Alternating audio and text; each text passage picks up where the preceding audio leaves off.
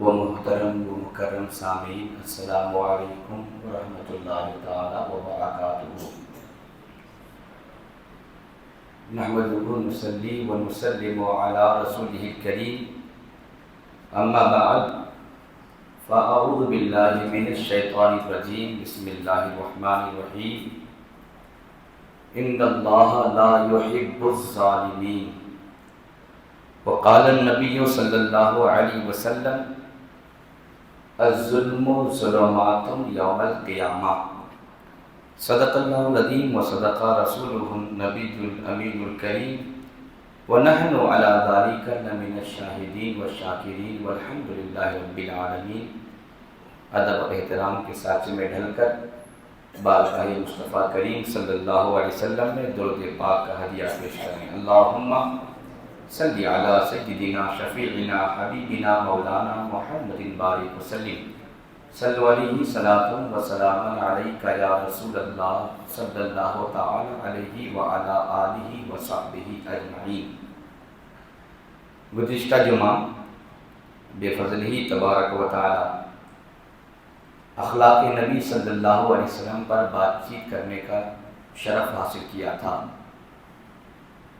اور اخلاق مصطفیٰ میں معافی تلافی اور عدل اور انصاف کے پہلو کو زیادہ سامنے رکھنے کی کوشش میں نے کی تھی۔ اس لیے آج مناسب سمجھا کہ آج کے جمعہ کے خطاب میں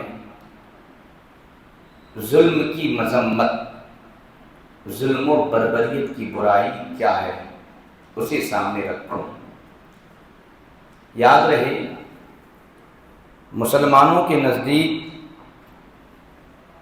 دنیا ایک مری ہوئی مکھی کے پر کی حیثیت رکھتی ہے، بلکہ ایک مری ہوئی مکھی کی پر کی حیثیت ہے، لیکن عند المسلم دنیا کی وہ حیثیت بھی نہیں۔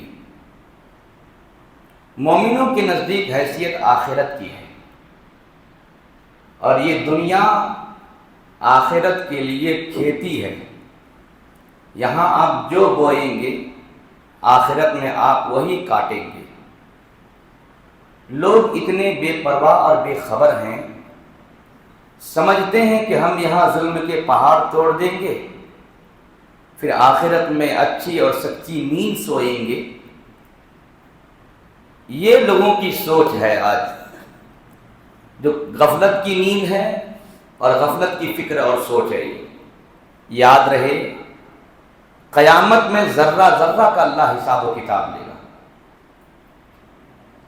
اور خاص کر کے ظالم اور مظلوم کا جو معاملہ ہے وہ بے حد خطرناک ہے، کیونکہ ظالم اور مظلوم کے جو متعلقہ معاملات ہیں وہ ہیں حقوق العباد سے متعلق،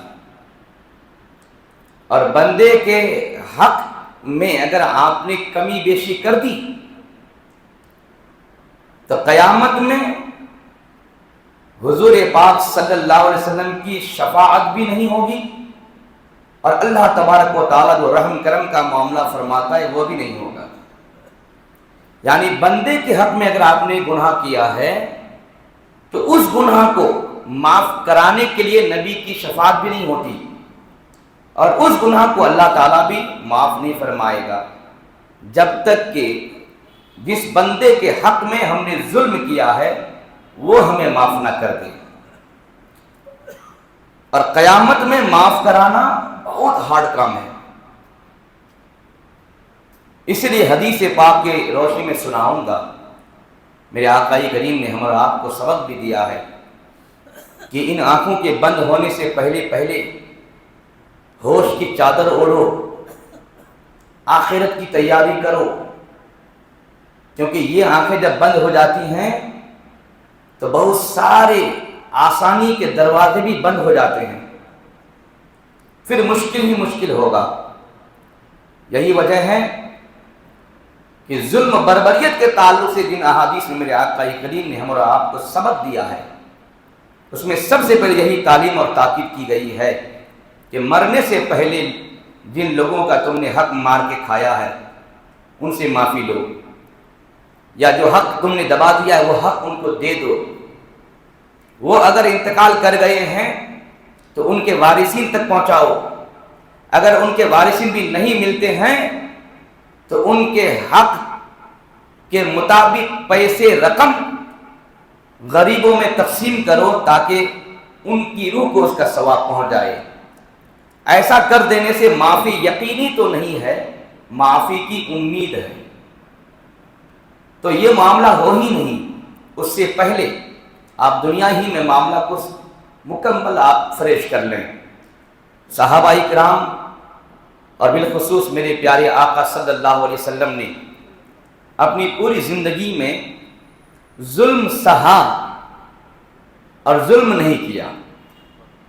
ظلم سہا، ظلم سہنے میں بہت زیادہ بینیفٹ فائدہ ہے، اس کے برخلاف ظلم کرنے میں بے حد گناہ ہے۔ شرک اور کفر کو ظلم کہا گیا ہے۔ اللہ ظالمین کو نہیں بخشے گا، اللہ ظالموں سے محبت نہیں کرتا، اللہ ظالموں کو پسند نہیں کرتا۔ تو سمجھ گئے آپ، ظالم تو ایک سبجیکٹ ہے، ظلم تو ورب ہے۔ جہاں سبجیکٹ کو پسند نہیں کرتا وہیں سے یقین ہو گیا کہ اللہ اس ورب کو بھی پسند نہیں کرتا، تو ظلم کو اللہ پسند نہیں کرتا، اور ظلم کرنے والے ظالم کو بھی اللہ پسند نہیں فرماتا ہے۔ ان اللہ لا یحب الظالمین، اللہ ظالموں کو پسند نہیں کرتا۔ ظلم کہتے کسے ہیں؟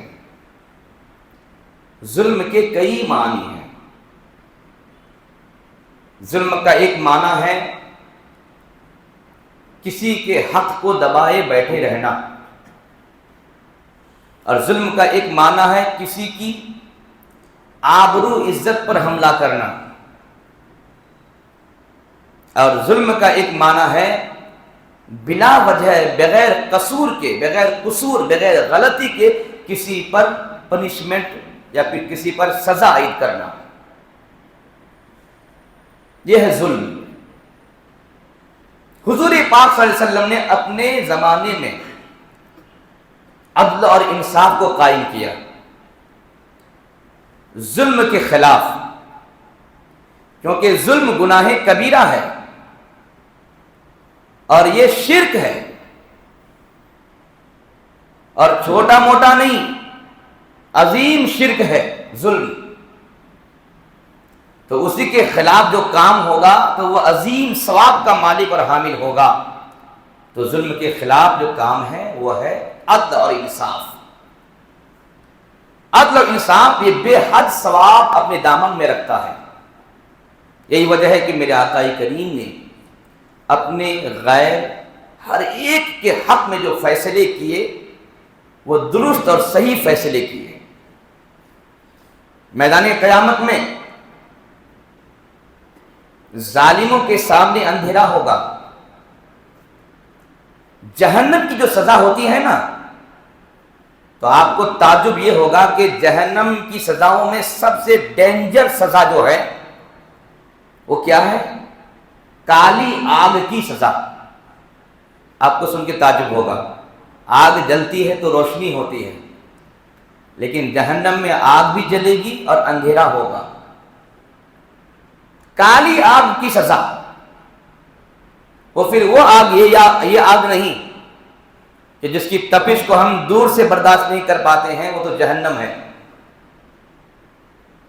تو ایک تو آگ میں جلنا اور ایک ہے اندھیرے میں رہنا، کیونکہ اندھیرا خود ایک عذاب ہے۔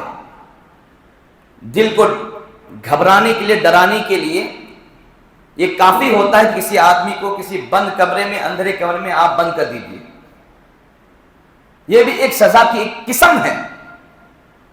تو میدان قیامت میں بھی یہی صورتحال رہے گی کہ ظالموں کے سامنے اندھیرا ہوگا، اور خود میدان قیامت میں ٹھہرے رہنا گنہگاروں کے لیے، نیککاروں کے لیے، سبوں کے لیے ایک قسم کا وہ عذاب ہے، ایک قسم کی پریشانی ہے۔ وہ پسینے میں لوگ شرابور رہیں گے، بہت طویل اور لمبا دن ہو جائے گا۔ ایک تو یہ ہے کہ بھائی یہ 24 گھنٹے کا جو دن اور رات ہے، 12 گھنٹے، کبھی کم و بیش، اس میں اگر کوئی مصیبت آ جاتی ہے تو 12 گھنٹے کا دن ہم کو صدی لگتا ہے۔ رات کے وقت 2:30-3 بجے یا 2 بجے یا 10-12 بجے ہمارا کوئی عزیز انتقال کر جائے تو رات گزرتی نہیں، رات بھاری ہو جاتی ہے۔ آپ نے تجربہ کیا ہوگا کہ رات کے سناٹے میں کوئی عزیز جب انتقال کرتا ہے تو رات بہت طویل ہو جاتی ہے۔ تو مصیبت تو عام وقتوں میں آنے کے بعد بھی لگتا ایسا ہے کہ وہ عام وقت بھی کھنچ چکا ہے، لمبا ہو چکا ہے۔ وہ قیامت کا دن ہے، پہلے ہی اللہ نے فرما دیا ہے کہ 50,000 سال کا وہ ایک دن ہوگا۔ پھر اس دن میں وہ پریشانیاں، تو ظالموں کا کیا معاملہ ہوگا، اور جن کے پاس نور، ہدایت، نیکیاں، صالح عمل، نیک عمل جن کے دامن میں ہوں گے، ان کے لیے کیا ہوگا۔ حدیث رسول پاک ہے عن ابن عمر رضی اللہ تعالی عنہ ان النبی صلی اللہ تعالی علیہ وسلم قال الظلم ظلمات یوم القیامہ۔ ظلم تو ظلم ہے، ایک بار ظلم کریں گے تو ایک بار ظلم کا گناہ مجھ پر ہوگا، لیکن قیامت میں میرے آقا فرماتے ہیں وہ ایک ظلم ظلمات ہو جائے گا۔ ظلمات یہ پلورل ہے، جمع ہے، ہم نے یہاں پر سنگولر عمل کیا، جزا اور سزا کے طور پر قیامت میں وہ پلورل ہو رہا ہے۔ قیامت کے دن یہ ظلم ظلمات ہے، کیا مطلب؟ اندھیرا۔ تو ظلم کا لغوی معنی ہوتا ہے، ڈکشنری کے حساب سے معنی ہوتا ہے اندھیرا۔ تو ظالم قیامت کے میدان میں جب رہے گا تو اس کا ظلم اس کے سامنے اندھیرا بن کر کے ایک ماحول پیدا کرے گا، اندھیریوں کا ماحول۔ لیکن یہی سے معلوم ہو گیا جو نیک کار ہوگا ان کی نیکیاں ان کے لیے روشنی کا سامان بن جائیں گی میدان قیامت میں۔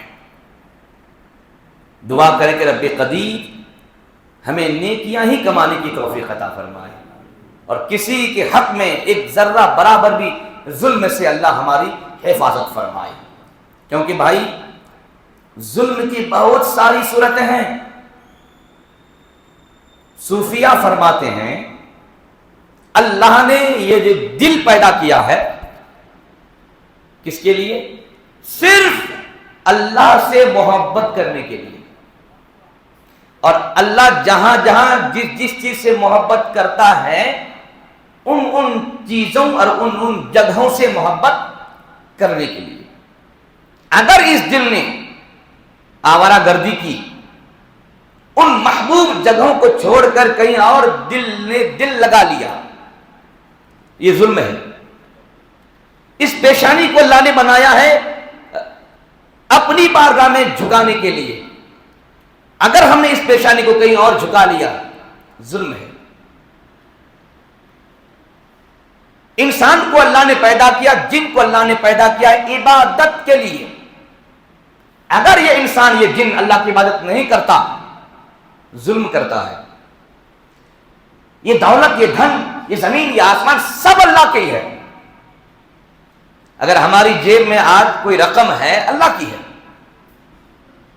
ہم حفاظت کرنے والے، ہم یوز کرنے والے، استعمال کرنے والے۔ پھر استعمال کرنے کے بعد کیا رزلٹ آئے گا ہم وہاں تک نہیں بول سکتے۔ لوگ جتاتے ہیں ہم مالدار ہیں، ہم بڑے ہیں، ہم وہ ہیں، یہ وہ ہیں۔ ارے بھائی جو پیسہ آپ خرچ کر دیتے ہو، خرچ کرنے کے بعد کیا رزلٹ آئے گا آپ اس سے بے خبر ہیں، آپ وہ بھی نہیں بتا سکتے۔ دولت خدا کی ہے، تو جب رب نے دیا ہے ہمیں تو ہم نے اگر صحیح جگہ پر خرچ کیا انصاف ہے، اگر ہم نے صحیح جگہ پر خرچ نہ کیا تو ہم نے ظلم کیا۔ شادی بیاہ میں آج کل جتنے بھی یہ تماشے ہوتے ہیں یہ مکمل ظلم ہے، یہ صراحت کے ساتھ ظلم ہے۔ لوگ تو ایک جملہ بول کر کے نکل جاتے ہیں کہ نہیں خوشی کا موقع ہے اور خوشی میں آدمی کو اللہ نے اختیار دیا ہے جتنا چاہے اتنا کرے، تو یہ قضیہ آپ اس وقت سیٹ کر پائیں گے جب آپ کے قریب کوئی بھوکا آدمی سو نہ رہا ہو، زمین میں کوئی آدمی غریب نہ رہا ہو، ان پیسوں کا کوئی مستحق نہ رہا ہو، اس صورت میں یہ قضیہ سیٹ کیجیے گا اور بولیے گا کہ ہاں رب نے ہمیں اختیار دیا ہے اس لیے ہم کر رہے ہیں خرچ، تو میں کہوں گا زیادہ اختیار رب نے وہاں نہیں، آپ کے گھر کے پیچھے کوئی بیوہ سو رہی ہے وہ زیادہ حقدار ہے۔ ظلم ہے یہ۔ کتنے لوگ ایسے ہیں جو شادی محل بک نہ کرنے پر قادر نہیں ہے تو شادی نہیں کر رہا ہے، اور معاذ اللہ جھوٹی شان دکھانے کے لیے سود پر پیسہ اٹھاتے ہیں۔ غلط بول رہا ہوں؟ سود پر پیسہ اٹھاتے ہیں، قرضہ لیتے ہیں، بیاج لیتے ہیں، اور بچوں کی اور بچیوں کی شادی کرانی ہے اور کرائے کے شیروانی پہن کر کے جھوٹی شان دکھانی ہے، اور یہ جھوٹی شان دکھاتے ہیں حرام کے مال سے۔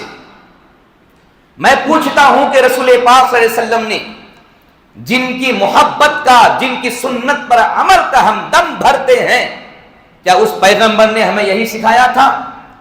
اس پیغمبر نے تو کھجوروں پر شادیاں رچائی تھی، سبحان اللہ، کھجوروں پر ولیمہ میرے آقا نے کھجوروں پر کیا ہے۔ صحیح بخاری صحیح مسلم میں ایک نہیں کئی حدیثیں موجود، لیکن مسلمان آج ان سچی شان کو چھوڑ دیا، آج مسلمان جھوٹی شان پر آ گئے۔ یہی وجہ ہے کہ یہی جھوٹی شان مسلمان کو ہر جگہ جھوٹا بنائے گھما رہی ہے، ہر جگہ رسوا کرا رہی ہے، اور مسلمان رسوا ہوتے بھی ہیں اپنی کمائی سے۔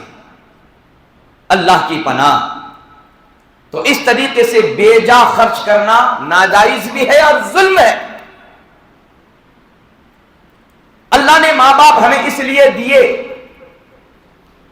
کہ قرآن میں رب خود فرماتا ہے کہ اللہ اور اس کے رسول کے بعد سب سے پہلے تمہاری محبت، تمہارے مال جال کا حقدار تمہارے ماں باپ ہیں۔ سبحان بولیں گے، تمہارے ماں باپ ہیں، تمہارے حسن سلوک کا حقدار تمہارے ماں باپ ہیں۔ تو ہمیں معلوم نہیں کہ ہم آج کر کیا رہے ہیں؟ اولڈ ایج روم بنے کیوں؟ یہ اولڈ ایج ہاؤس وجود میں آئے کیوں؟ اولڈ ایج ہاؤس کا وجود میں آنا اس بات کی دلیل ہے کہ ہم نے اللہ اس کے رسول کو چھوڑ دیا ہے۔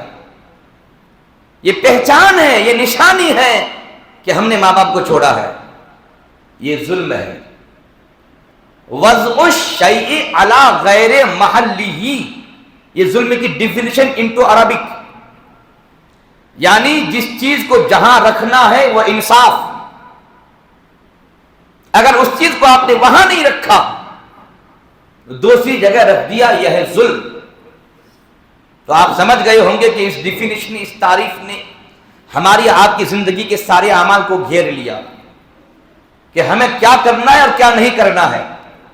اللہ اور اس کے رسول نے جو کرنے کے لیے کہا ہے کر دیا تو انصاف، اور ہم نے نہیں کیا تو وہ ہے ظلم، اور جب ہم نے ظلم کر دیا تو ہم ہوئے ظالم، اور جب ہم ظالم ہو گئے تو قیامت میں ہمارا ظلم اندھیرا بن کر کے ہماری آنکھوں کے سامنے چھا جائے گا۔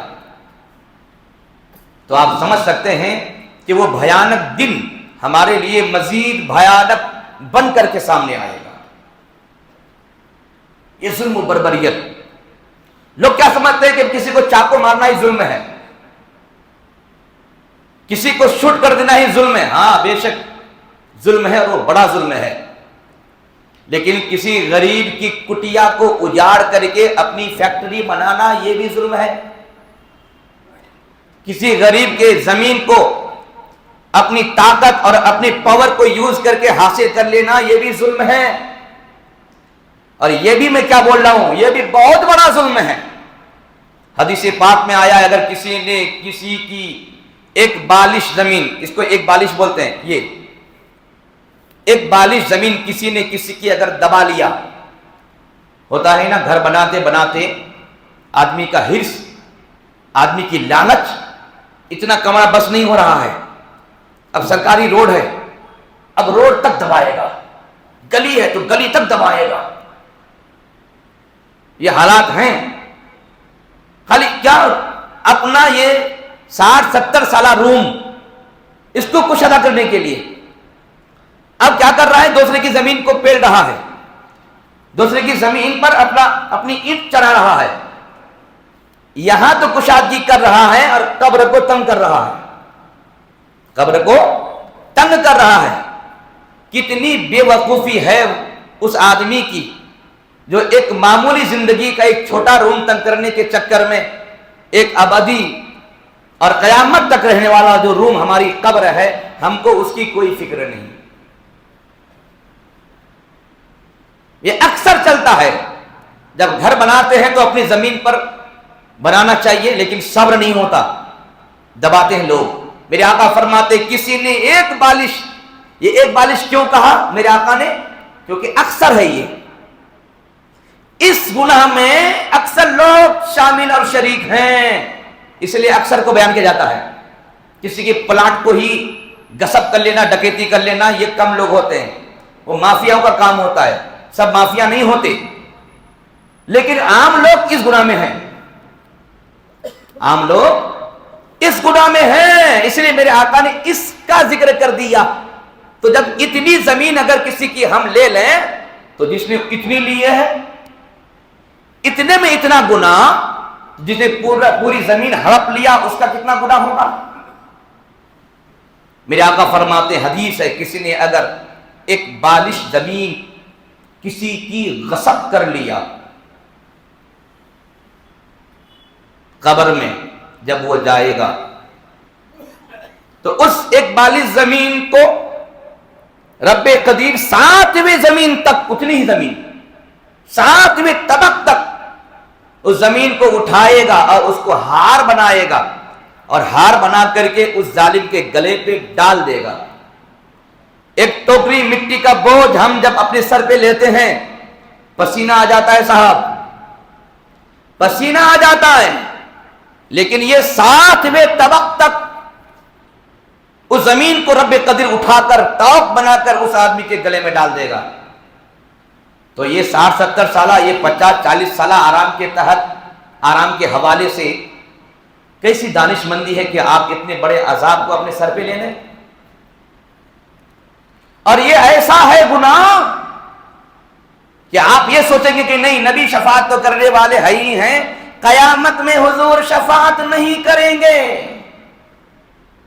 نبی کی شفاعت جو ہوگی ان گناہوں کے تعلق سے جو گناہ حقوق اللہ میں ہوئے ہیں اور جو گناہ حقوق العباد میں ہوئے ہیں، وہ گناہ کی معافی نہیں.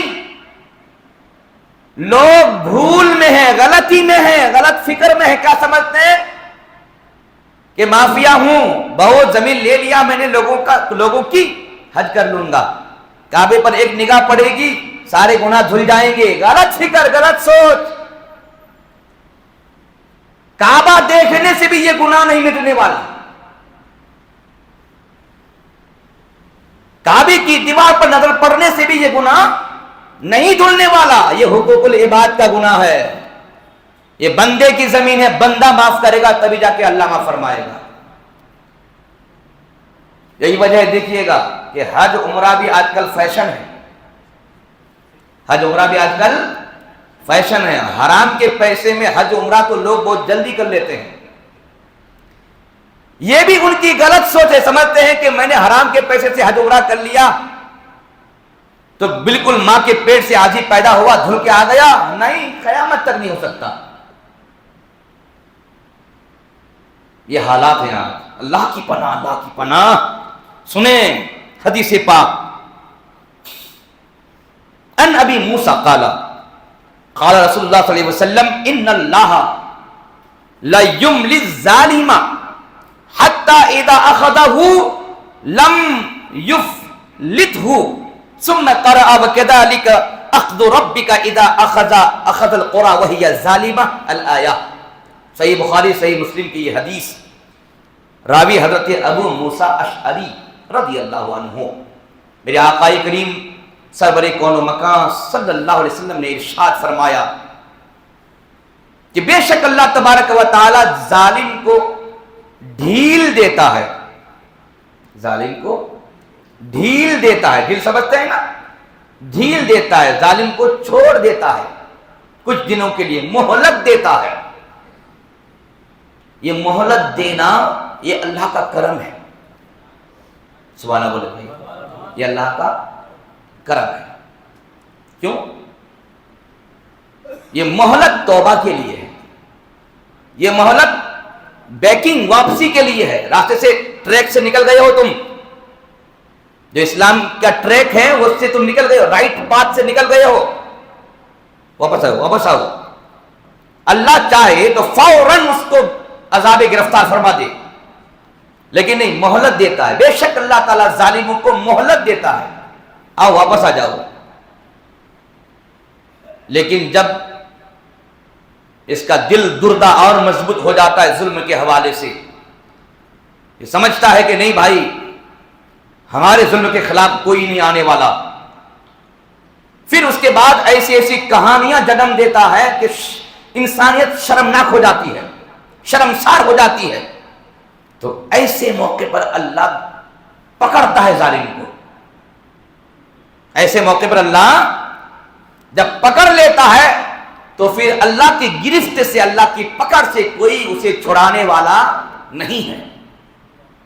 اس کی دو صورت،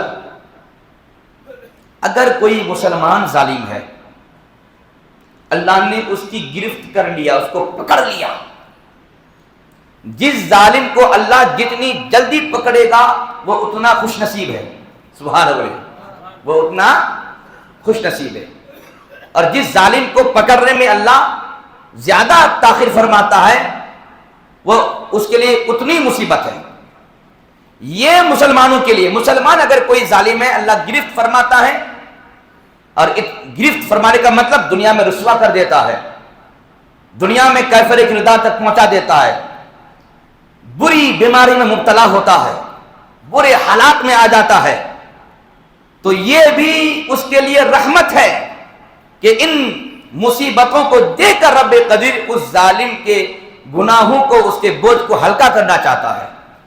جب آدمی اس پوزیشن میں چلا جائے گا، اچانک آ گیا پیرالسس، اچانک اٹیک ہو گیا، اب جان چل رہی ہے، تو اس وقت اس کو اتنا تو یاد آئے گا نا، ہاں صاحب میں نے ان پر ظلم کیا ہے، ان پر ظلم کیا ہے، ان پر ظلم کیا ہے، بیٹا وہاں اس کو بلاؤ، بیٹا اس کو بلاؤ۔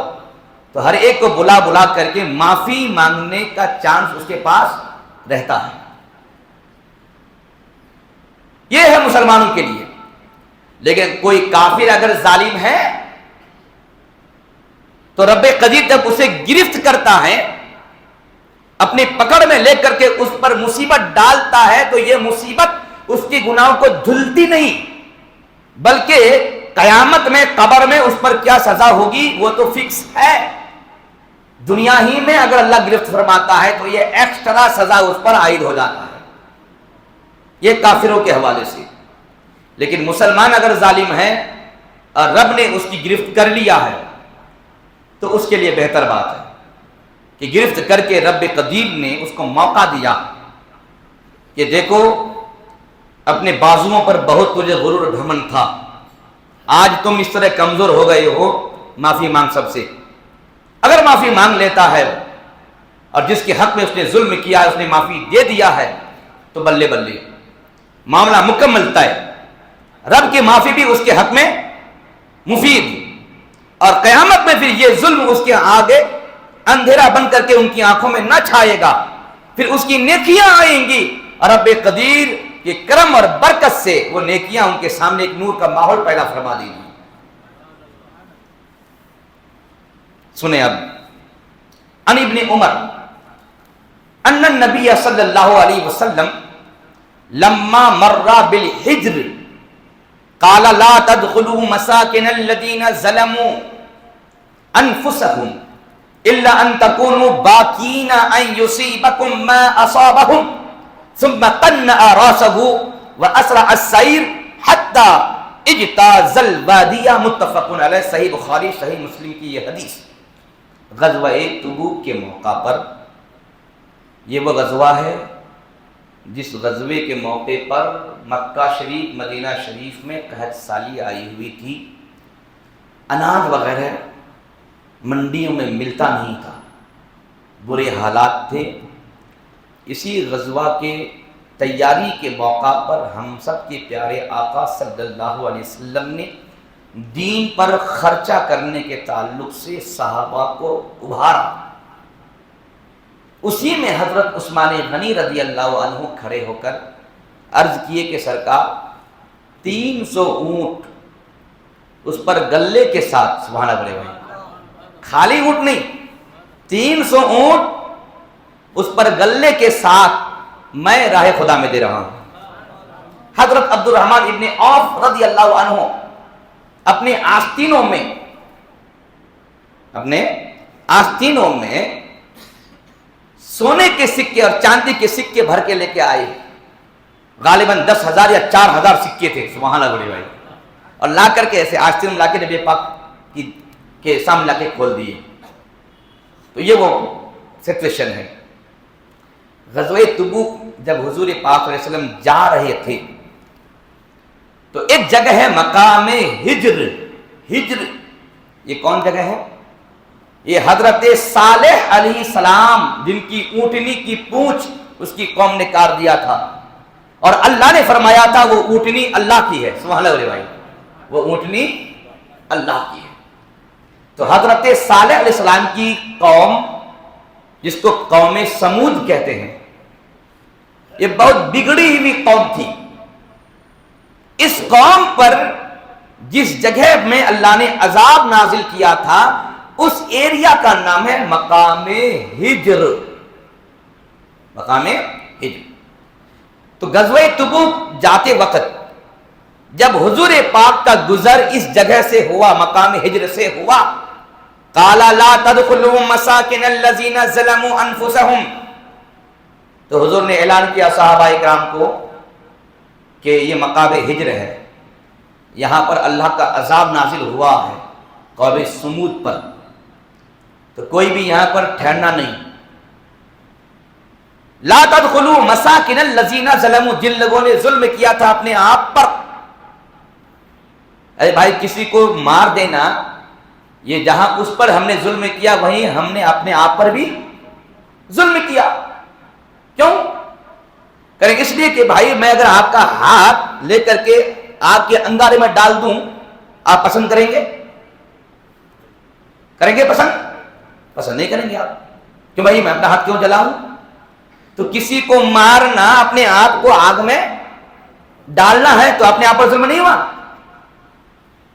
یہ ہے اپنے آپ پر۔ جو بھی ظالم ہیں، لوگوں پر ظلم کرتے ہیں، تو جتنا دوسروں پر کرتے ہیں اس سے زیادہ اپنے آپ پر کرتے ہیں۔ وہ لوگوں کو چاہیے بھائی کہ اس دنیا میں جب تم چاقو کے ایک چھوٹے سے کٹن کو برداشت نہیں کر سکتے ہو تو جہنم کے عذاب کو کیسے برداشت کرو گے؟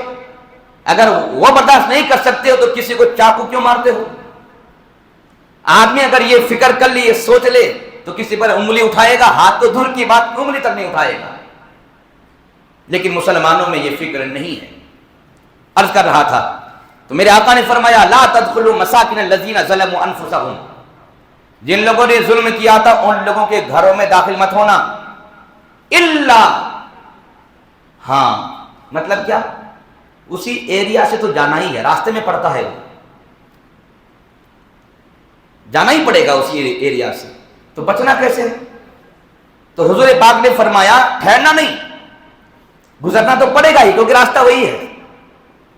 تو آقا فرماتے ہیں جب تم وہاں سے گزرو تو صورت حال یہ ہونی چاہیے کہ الا ان تکون باقین ان یصیبکم ما اصابکم، کہ جب تم ادھر سے گزرو تو روتے ہوئے گزرو، اس ڈر سے، اس خوف سے کہ کہیں وہ عذاب تم پر نہ آ جائے جو عذاب اللہ نے ان پر نازل کیا تھا۔ آپ کیا سمجھے اس سے؟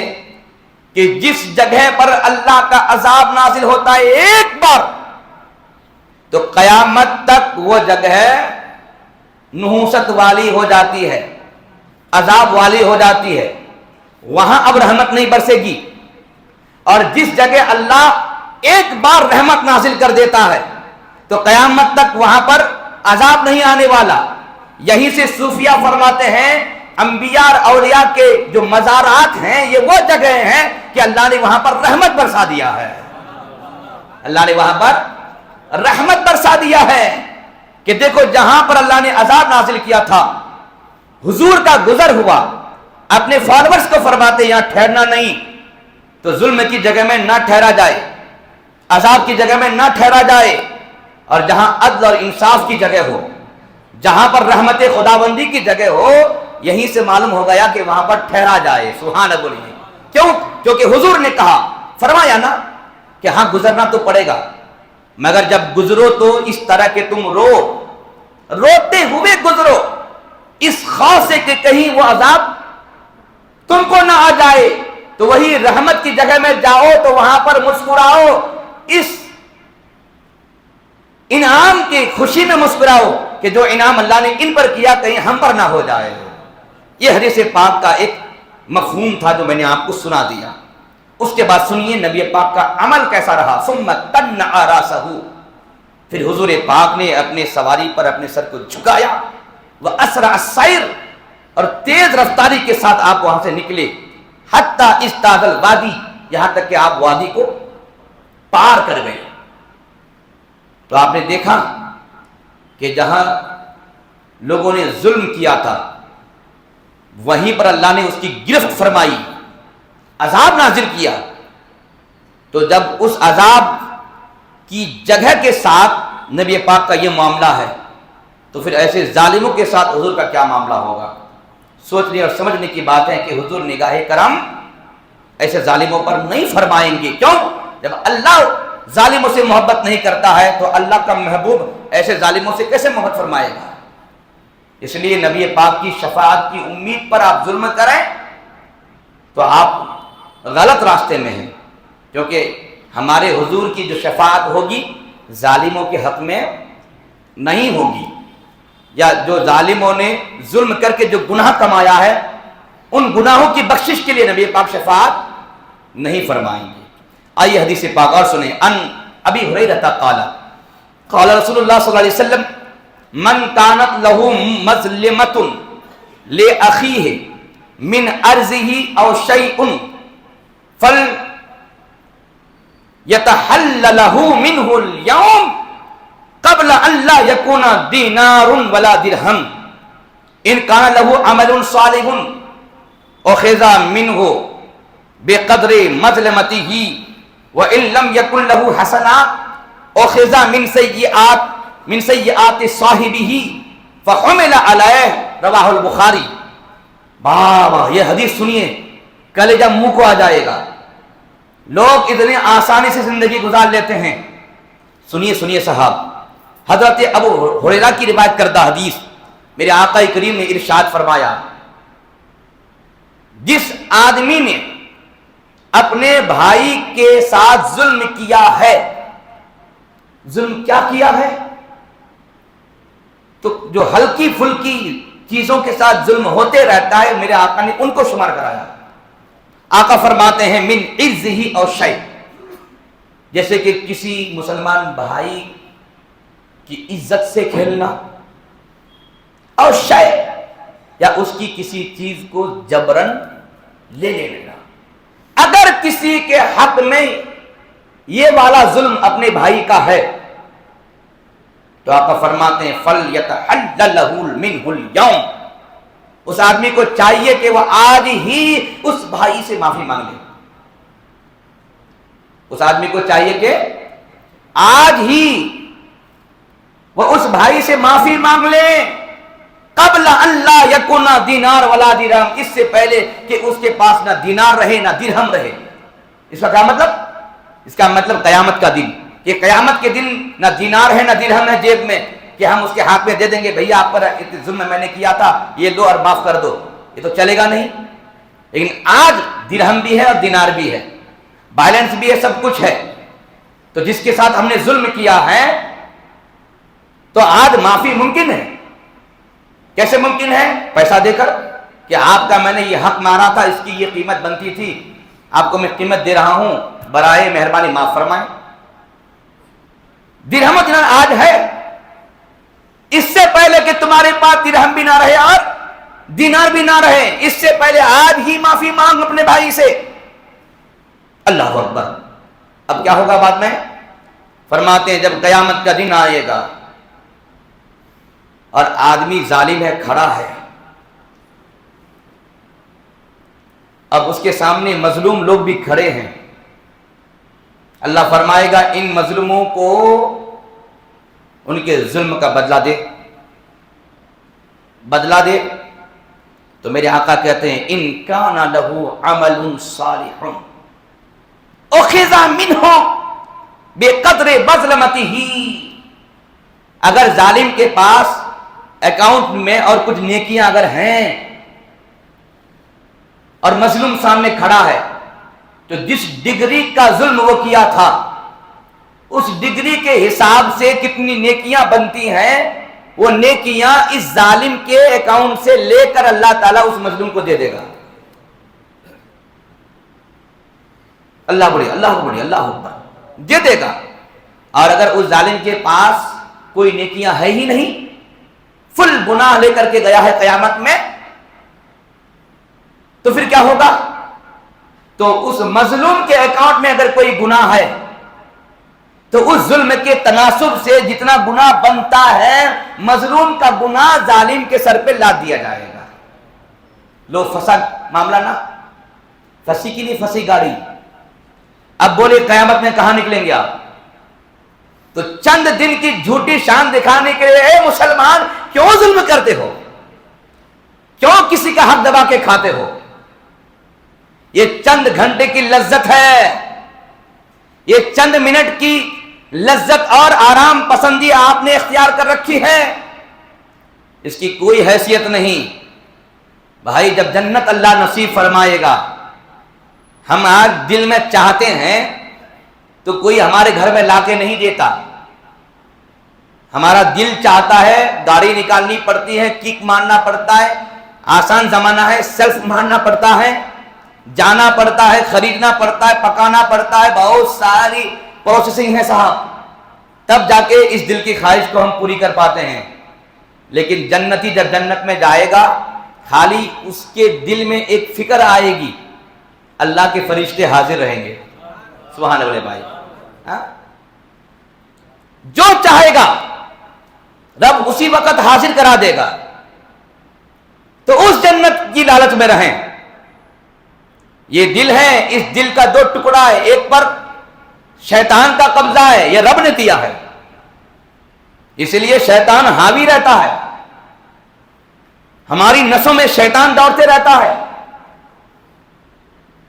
آپ سمجھ سکتے ہیں کہ شیطان، حدیث میں یہ کہ شیطان ہماری نسوں میں دوڑتا ہے، تو آپ سمجھ سکتے ہیں کہ شیطان کا کتنا کنٹرول اور قابو ہمارے اوپر ہے۔ تو ہماری آپ کی ذمہ داری بنتی ہے کہ ان حالات میں ہم اپنے آپ اور اپنے اعمال کا جائزہ لیں، سوچیں، فکر کریں کہ ہم مسلمان ہیں اور ایک مسلمان ہونے کی حیثیت سے ہمیں کس حساب سے زندگی گزارنی چاہیے اور ہماری گزر کیسے رہی ہے، یہ ہماری آپ کی ذمہ داری ہے۔ سنیے آنے والی حدیث آپ کو سناتا ہوں۔ وعنہ ان رسول اللہ صلی اللہ علیہ وسلم قال اتدرون ما المفلس قالوا المفلس فينا من لا درهم ولا له ولا متاع فقال ان المفلس من امتي من ياتي يوم القيامه بصلاه وصيام وزكاه وياتي قد شتم هذا وقذف هذا واكل مال هذا وسفك دم هذا وضرب هذا فيؤتى هذا من حسناته وهذا من حسناته فإن فنيت حسناته قبل أن يقضي ما عليه أخذ من خطاياهم فطرحت عليه ثم طرح في النار وهو مسلم۔ راوی حضرت ابو ہریرہ ہیں۔ ہماری اور آپ کی تھنکنگ کیا ہے کہ بیلنس نہیں ہے مفلس، بیلنس ہے مالدار۔ ہم سب کی یہ کمن تھنکنگ ہے، سب یہی کہتے ہیں، وہ غریب آدمی ہے، وہ مفلس ہے، وہ مالدار ہے۔ آپ نے یہ موازنہ کیسے کیا؟ یہ قدر مشترک کیا ہے، علت مشترکہ کیا ہے؟ تو آپ بولیں گے کہ دولت، ان کے پاس نہیں ہے مفلس، ان کے پاس ہے مالدار۔ ہاں یہ بھی ایک مفلسی کی صورت ہے، اور یہ حقیقی مفلسی نہیں ہے، یہ مجازی ہے. یہ مجازی مینس، مجازی کا مطلب کیا ضروری ہے کہ ایک مفلس آدمی ہمیشہ مفلس ہو جائے؟ پتہ نہیں کب اس کی قسمت پلٹی کھائے اور مالدار ہو جائے. اور ہم نے بھی اور آپ نے بھی اتنے ایسے لوگوں کو ہم نے آپ نے دیکھا ہے کہ کل اس کا ایسا تھا اور آج اس کا ایسا ہے، اور کل اس کا ایسا تھا اور آج اس کا ویسا ہے. ہم نے اور آپ نے سب نے دیکھا ہے. تو یہ مفلسی، یہ مالداری ایک مجازی چیز ہے. حقیقی مفلس کون؟ کہ جس کے افلاس اور جس کی مفلسی میں کوئی چینجز نہیں، کوئی تبدیلی نہیں. میرے آقا نے صحابہ سے سوال کیا، سبحان اللہ سبحان اللہ بولیے. حضرت ابو ہریرہ کی روایت کردہ حدیث، میرے آقا نے فرمایا اتدرون مل مفلس؟ صحابہ تم جانتے ہو مفلس کون ہے؟ تو جو ہم اور آپ سمجھتے ہیں وہی صحابہ بھی سمجھتے تھے. تو صحابہ نے کہا قالوا المفلس فینا من لا درہم لہ ولا متاع. صحابہ نے کہا کہ ہم میں مفلس وہ آدمی ہے جس کے پاس درہم نہیں، دینار نہیں، مال نہیں، جال نہیں، مال و متاع، سامان ساز کچھ بھی نہیں، مفلس ہے. فقال، میرے آقا نے فرمایا، اس کا مطلب یہ نہیں کہ حضور نے انکار کر دیا کہ یہ مفلس نہیں ہے، نہیں، یہ بھی مفلس ہے، مجازی، حقیقی نہیں. حقیقی مفلس کون ہے؟ میرے آقا فرماتے ہیں ان المفلس من امتی، میری امت میں وہ آدمی سب سے بڑا مفلس جس کے افلاس میں تبدیلی چینجز نہیں، وہ کون ہے؟ فرماتے ہیں وہ آدمی جو بروز قیامت آئے گا تو اکاؤنٹ میں نماز بھی ہوگی، روزہ بھی ہوگا، زکوٰۃ بھی ہوگی، اور نیکیاں لے کر کے آئے گا. اور نیکیوں کی بنیاد پر وہ جنت کا مستحق ہو سکتا ہے، اتنی نیکیاں لے کے آیا ہے، لے کے آئے گا وہ. لیکن یہ تو ون سائیڈ ہے. سیکنڈ سائیڈ یہ ہے کہ ادھر نیکیاں لے کے آیا ہے اور ادھر کیا ہے؟ قد شتم ھذا، دنیا میں اس نے اس کو گالی بھی دیا تھا. وہ قذف ھذا، اس پر تہمت بھی لگایا تھا. وہ اکل مال ھذا، اس کے مال کو بھی کھا کے آیا ہے. وہ سفک دم، اس کا خون بہا کے آیا ہے. وہ ضرب ھذا، اس کو مار کے آیا ہے. دیکھو یہ روز مرہ ہم اور آپ جو کرتے وہی نہ ہے بھائی. ہم جس کو چاہتے ہیں گالیاں دیتے ہیں، جس پر چاہتے ہیں کیچڑ اچھال دیتے ہیں، تہمت لگا دیتے ہیں، عزت اچھال دیتے ہیں. یہ تو ہمارے روز مرہ کی بات ہے نا، بولے نا بھائی، یہ روز مرہ کی بات ہے کہ نہیں ہے؟ ادھر تو ہے نماز، روزہ، حج و زکوٰۃ سب نیکیاں، اور ادھر یہ ہے کہ وہ گالی دے کے بھی آیا ہے، وہ تہمت لگا کر کے بھی آیا ہے، وہ غیر کا مال کھا کے بھی آیا ہے، خون بہا کے آیا ہے، گالیاں دے کے آیا، مار کے آیا ہے. تو اب کیا ہوگا؟ فرماتے ہیں میرے آقا، سنیے، فَيُؤْتَ هَذَا مِنْ حَسَنَاتِهِ، نیکیاں تو ہے اس کے سامنے پاس، لیکن ایک سامنے آدمی کھڑا ہے، اس کو یہ دنیا میں گالی دیا تھا. گالی دینے والا ظالم، جس کو گالی دی گئی ہے وہ ہے مظلوم، وہ کھڑا ہے. ایک آدمی کھڑا ہے وہاں پر اس کے سامنے، اس کی عزت پر اس نے پانی پھیرا تھا، جھوٹی تہمت لگایا تھا. جھوٹی تہمت لگانا ظلم، اور جس کو لگایا وہ ہے مظلوم، یہ ہے ظالم. کسی کا مال اٹھا کے کھا لیا. آپ جب سامان خریدنے جاتے ہیں، انگور وغیرہ، تو آپ سامان خریدتے بھی ہیں، ادھر تول رہا ہے، ادھر اٹھا کے کھا رہے ہیں.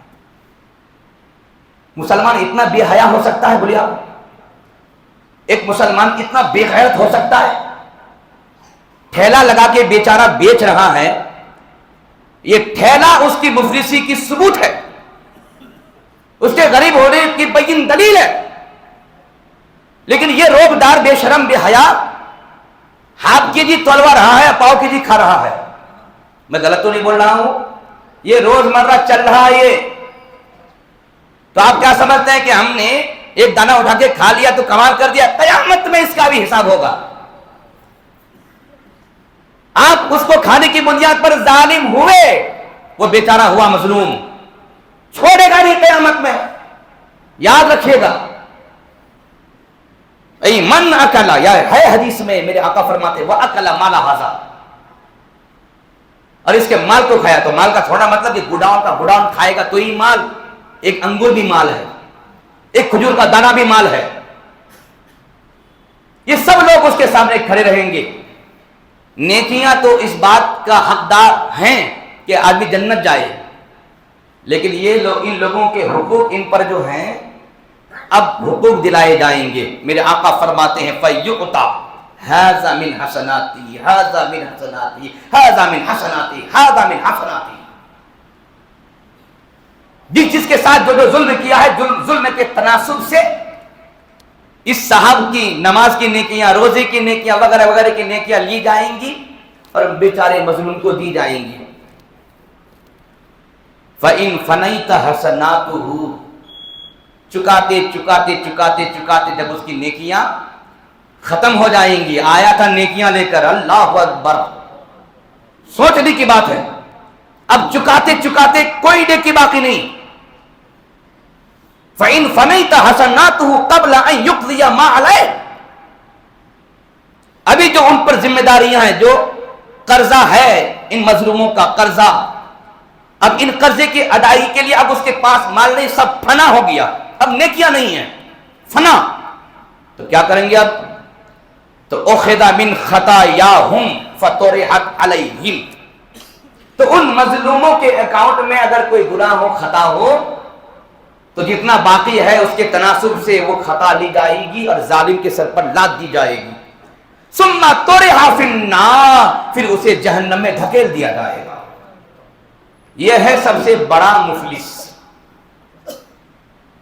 کہ مالداری کی حالت میں غریب ہو کے رہ گیا. دنیا کا مالدار غریب بنتا ہے، ٹائم لگتا ہے.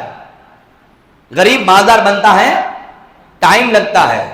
سم سم دروازہ کھل جائے یہ سب کے ساتھ نہیں ہوتا ہے ہی نہیں بھائی. وہ کوئی قسمت کا سکندر ہوتا ہے کہ پلک جھپکنے میں ہو گیا، ون نہیں تو عام فام بات یہی ہے، ٹائم لگتا ہے. لیکن میدان قیامت میں یہ آدمی ایک وقت میں مالدار بن کے آئے گا، نیکیاں لے کر آئے گا، اور ایک وقت یہ ہوگا کہ اس کے پاس